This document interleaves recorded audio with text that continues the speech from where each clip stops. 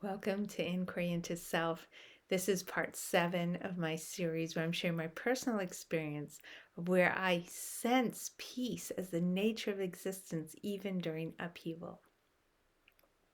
So I was just sharing how I started to become um, willing to feel this acceptance that vulnerability is part of life and that I don't have to argue with anything that is not peaceful and add more war to the situation, that I actually can relax the argument, that there's ways of saying no without being an additional shaming and terrorizing force.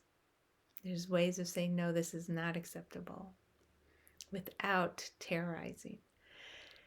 And now let me give you an image. You can imagine a closet and somebody throws a tennis ball against the wall and it ricochets in the closet. And when I was arguing with apparent war and upheaval in the world and around me, I was the closet. And you can put sponges against the wall of the closet, and then when you throw the tennis ball, it ricochets much less. And then you can put pillows against the wall of the closet, and very quickly the tennis ball will just fall to the floor. And I started feeling my capacity to be the pillow. That when I see people in terrorizing someone else or in an argument with what is, creating more upheaval around them, I also know our innate capacity for peace.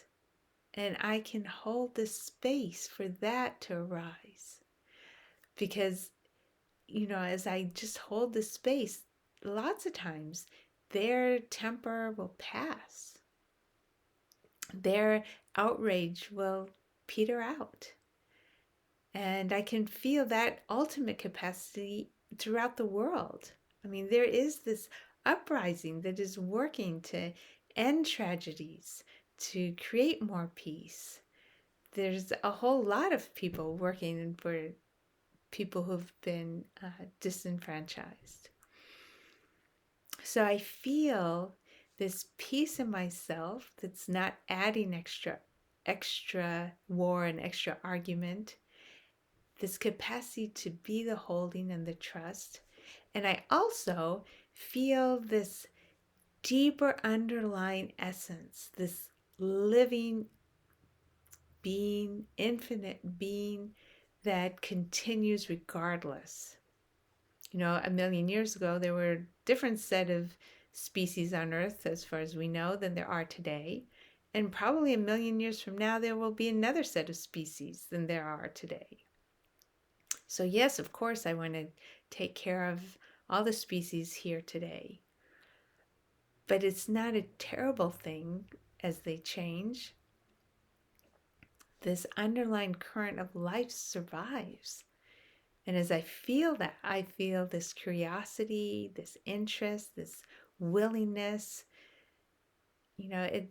There's no longer the argument. But more than that, there's this sense that peace is what pervades. That the argument isn't essential. The argument is a stage. The argument is not essential. Life and the ongoing current of being is the essential basic foundation. And the argument is only a stage. This too shall pass. And just as the argument passed within me, and I see it passing in other people, I feel this movement of peace. I don't see war as this thing I have to argue with. I can do what I can to move towards harmony, towards understanding. But I know what it took in my life. This is not something you just quickly know, oh, yeah, we can be vulnerable. We can change our rights. We can be in somebody else's shoes. We can go 100% of the way. It takes a lot. But in the end, it's what we want. That's what I can feel. In the end, it's what we want. And so I feel that as the driving, moving experience. And it feels that peace is the foundational nature of existence. I feel it as myself and I feel it in the world, and the rest is a stage that we're all working to move beyond. So, this is an opportunity for you to see if any of this resonates for you. And I share it because going through this process has helped me so much.